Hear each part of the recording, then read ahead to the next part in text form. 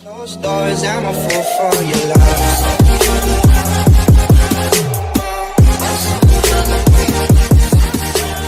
Hey everybody, it's Zach, aka Zach's Reviews. We are back again with another video, and guys, today's video is going to be a review for Army of the Dead. The director of Army of the Dead is Zack Snyder, and literally I'm filming this video at 4 o'clock in the morning. I really wanted to check out this movie to give you guys this review. Again, I'm not the biggest Zack Snyder fan when it comes to things he has filmed, but it looked interesting to me enough, and I really wanted to give a review for you guys.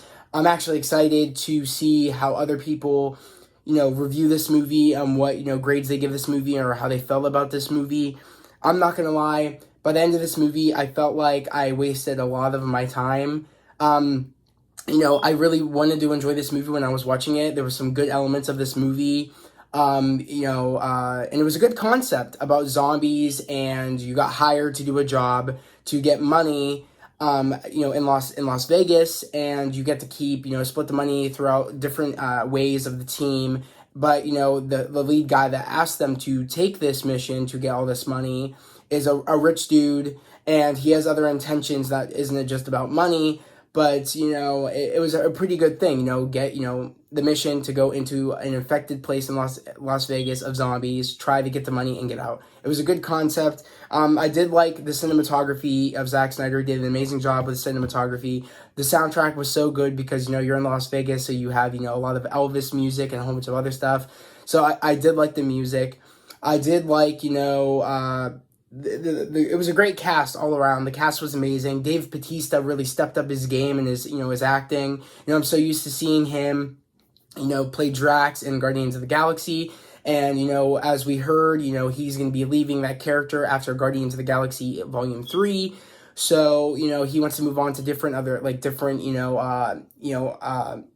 different roles in his future. He wants to just move on from the character Drax. He wants to play Bane in DC, and he wants to do some other stuff with, Zack Snyder, or actually he wants to do some stuff with, James Gunn, because James Gunn, I think after Guardians of the Galaxy 3, he's going to be moving on from other stuff because, as we all know, James Gunn's doing, Suicide Squad, and, he's been talking to James Gunn about doing, something with Bane and stuff. So, Dave Bautista wants to go over to DC, so he wants to do other things.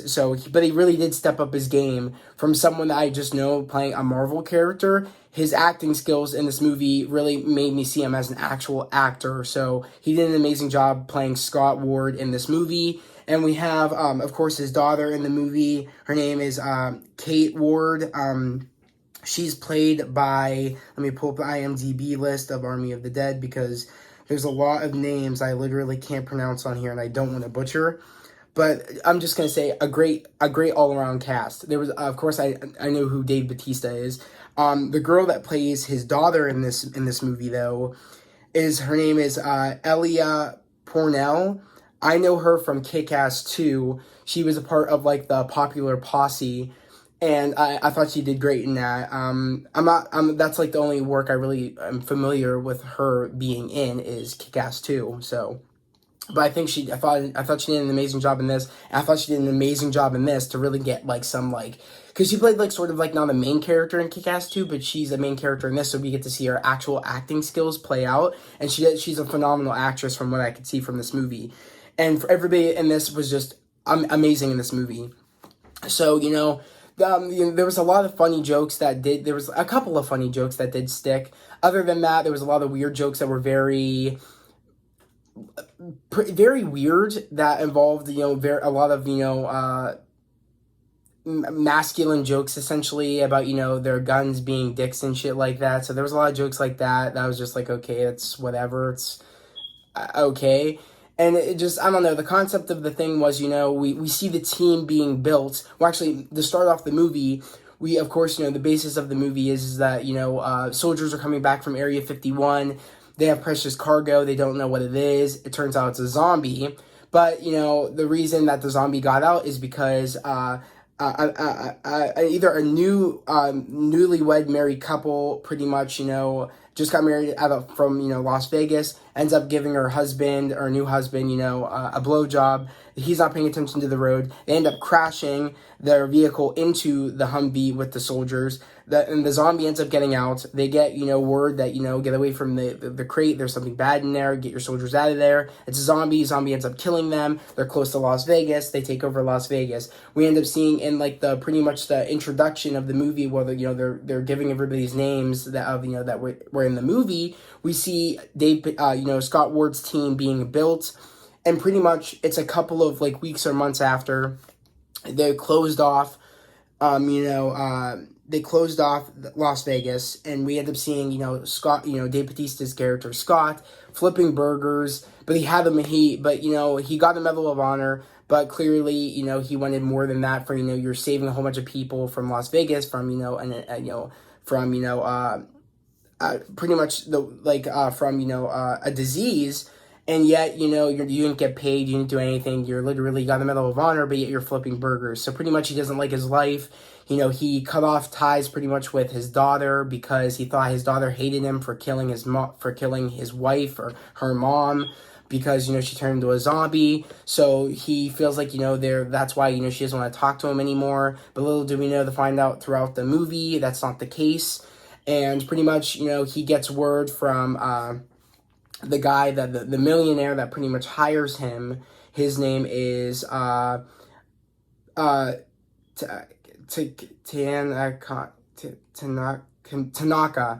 Pretty much I don't know how to pronounce his name, but his name is Tanaka. He pretty much hires Scott to pretty much get the team to get the money out of the vault in Las Vegas, and he said you could split with you guys, and I just need you to get the money out of there. But little do we know, he ends up having other agendas throughout the movie. He ends up getting one of his lead specialists to go in with them with the team that Scott builds together to go in there. And it had, we need a safecracker, which the safecracker guy was hilarious. His name is Peter in the movie. His name was let me look up because I took notes on the movie of what I liked and who everybody's names were in the movie. We have Peter, of course, he's the guy that's the safecracker. We have Goose, he is pretty much an internet sensation of killing zombies. We have, of course, Cruz. She was Scott's partner, one of his partners that he fought with when the zombie apocalypse first happened. We also have Vandora or whatever. I forgot. I don't know how to pronounce his name, but we see him at the end, pretty much the end of this movie. But we'll get to that in a second. But and we also have Bert. That's the guy that Tanaka sent in as his his inside man to know that everything's going smoothly. And little do we know, Tanaka had other agendas with the government. But I think he wanted the money, or he didn't give a crap about the money, but he made a deal with whoever, I guess, with the government to get something, which we're going to talk about, which was a big shock to me and a big twist in the movie. So we also have a part of the group. We have Bert, we have, Scott, we have, Peter, we have Goose, we have, Cruz. We also have, the Coyote, which we end up seeing her in the little camp they have to see if people, have, the zombie virus. So, Kate ends up, she works with Kate, and I guess this Cruz girl is the one that goes in and out of the place and sends people in there, I guess, as a chance to get the money so they can leave, I guess, the camp. I guess that's their one way out. I guess it's like a win-win situation. It's a lose-lose situation, really, because you're going in to get the money, but you might not make it out. So it's kind of like, this is you can, if you want to leave, you have to go in there and get money to bail yourself out in a sense. But they know that that's like a death situation. Like you're sending them to death row essentially, because there's no chance of them getting out. So they just let them do it, knowing that they'll never be able to pay their way out. So Kate works there, even though she doesn't talk to her father, which is, Scott. And we end up running into a whole bunch of other people in there. Or, we end up running into Her name is Kate's friend or girlfriend. We don't quite know yet, but if that was her girlfriend or not, it wasn't really clarified. But her name is let me find her name real quick. Jita. Her name was Jita, and that's Kate's friend or girlfriend. We're not quite sure yet, but she wants to go in and get money to get out, and the only person that can really take her in there is Coyote. But pretty much Kate says, I don't want you going in there. You know, you have 2 children. You will find another way that you can get money, and you and your children and I can leave this place. So, you know, Jita said, fine, I won't go do it. But of course, she ends up doing it while Scott's building this team that, you know, the deal he made with Tanaka. And pretty much, you know, what we end up seeing happen is because when Scott ends up seeing his daughter, because his daughter, he needs to talk to his daughter to get it so he can find a way in, and his daughter's a way for him to get into the place to get to go into the zombie badland of Las Vegas. Pretty much she ends up finding out that, of course, Jita pretty much went in with Coyote, and pretty much Kate finds out that Coyote took her in there, and pretty much is furious that she did that. But pretty much, you know, Coyote's a guide into the place that knows all the zombies, knows everything about the area because she's been there for so long. Scott and the team have only been, the team he had have only been in there that one time to save Las Vegas, but they couldn't save it. So pretty much they had to, you know, cut it off from civilization because it was infected with zombies.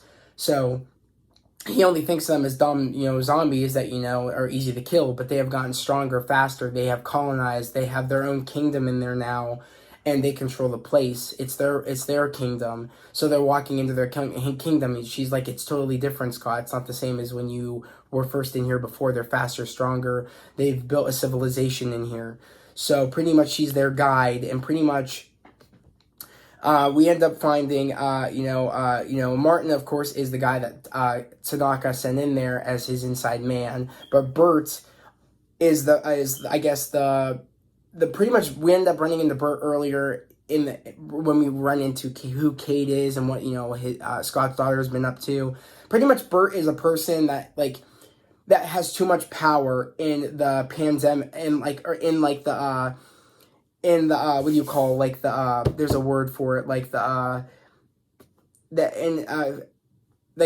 camp that they have set up for, you know, if for people that might have the zombie virus or who might not have the zombie virus. He has too much control of saying pretty much, you have the temperature of the virus, I'm going to kill you. So pretty much he has too much power over that. He's abusing that power. He's pretty much doing bad things to women around the camp, pretty much like threatening them, saying, I'll say you have the virus if I can't, you know, have sex with you. Pretty much raping girls around the camp. He's a monster.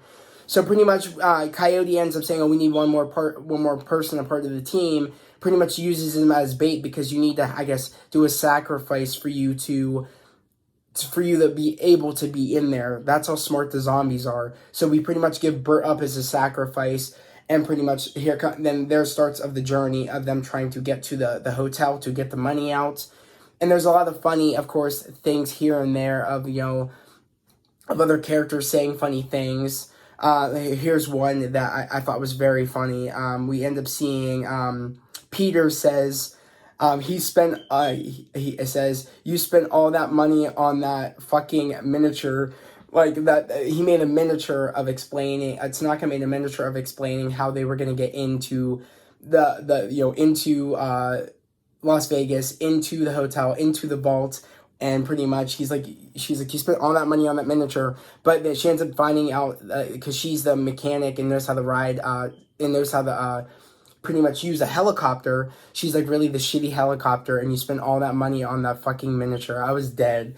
She was a funny character. Her name is Peters. She was very funny in the movie, along with or not Peters. Peters. Yeah, and what's his name? Dieter. Dieter's the one that's the safe cracker. He made so many fun. He was funny in the movie. He was probably my favorite. Dieter. I thought he was my favorite. But Peters is the one that made the joke about, the miniature. I thought it was hilarious. They were pretty much the only ones saving it for me was Dieter and Peters and the other dude's name I cannot pronounce. His name is Vandora or Vandora. I think his name is Vandora. He was the one that stole the show to me too. Like those are the three that stole the show to me. And also, let's just talk about in the beginning of the movie, freaking everybody knows that what's his name? I'm trying to find Martin is sus. Everybody knows that Martin is sus. Literally. Everybody. And what really annoyed me the most is the one girl I did like that was friends with Goose. Her name was what's her name? What was her name? I'm trying to find it on my list. No, that's not it. Did I delete it? I don't know. Oh, Chambers. There was a girl named Chambers in the movie that they literally could have saved at one point, and that really made me furious because freaking Martin pretty much knew that she was catching on to him, and pretty much they went through a trail. Like, of course, you need scary moments in the movie or like complicated like tasks to get to the vault. And there was a scene where like those zombies were all frozen and hibernating, and pretty much. Scott makes a trail of glow sticks to get around these zombies without waking them up. And pretty much, Martin, like, throws off one of the glow sticks off the trail because Chambers is right behind him trying to watch him to make sure Martin doesn't do anything stupid and isn't trying to play them and screw them over. And pretty much, Martin essentially sets Chambers up in a place where she'll die, throwing her off the trail of, getting through that little maze of hibernating zombies. And she ends up surviving when, Martin ends up locking her in the room. She ends up surviving, jumps out the glass window. But pretty much there was a scene where Goose could have saved her. But Goose pretty much, ran off with Scott and didn't save her. And that really annoyed the shit out of me because she was literally right there. He could have shot a couple of zombies, grabbed her, and ran off. I thought that was crappy writing. If anything, you should have just kept her in that room and she died right there instead of making it, she got out of the room. She's standing right there with Goose. Goose could save her. And there's not that many zombies around. You could totally save her. That just pissed me off. She was a good character, too. I liked her as well. And pretty much, the story of this is that, there's so many things going on. Martin's sus. And pretty much the basis of the movie is that everybody dies, essentially. That's the basis of the movie. Everybody pretty much dies. Everybody. That pretty much, what's his name? Dieter ends up dying by the main zombie king. And pretty much, what else? Cruz ends up getting her neck snapped. Literally, the first one that dies is Cruz. Besides Chambers earlier on in the movie. And pretty much, Bert ends up, Bert was probably the first one to die, then Chambers, then Cruz, then after that it was Dieter, then after Dieter it was Vondura or whatever, I forget his name. I don't know how to pronounce this man's name. Again, man, I'm sorry about that, but I couldn't pronounce your name, man. And pretty much, I don't know, it was just essentially. And then he ended up surviving because Dieter ends up locking him in the vault. But he ends up surviving when, I guess they drop the nuke at the end of the movie. But he doesn't survive because we think he didn't get bit, but he ends up being bit. But he ends up leaving with all the money. We end up thinking he's going to be fine. He ends up getting on the plane and he's going to New Mexico or somewhere. And we end up knowing that he got bit, which he didn't get bit when we saw him fighting the King Zombie. So I was like, how the hell does that make sense? There was just a lot of things that didn't make sense. Everybody ended up dying, and that made me upset except Kate didn't die, but everybody else ended up dying. I didn't really understand the concept of this movie because a lot of people died. The only one that really didn't die was Kate. And that Jita girl was in the helicopter with, Peters, Scott was there, Kate was there, and Jita was there. Everybody dies except Kate. Because the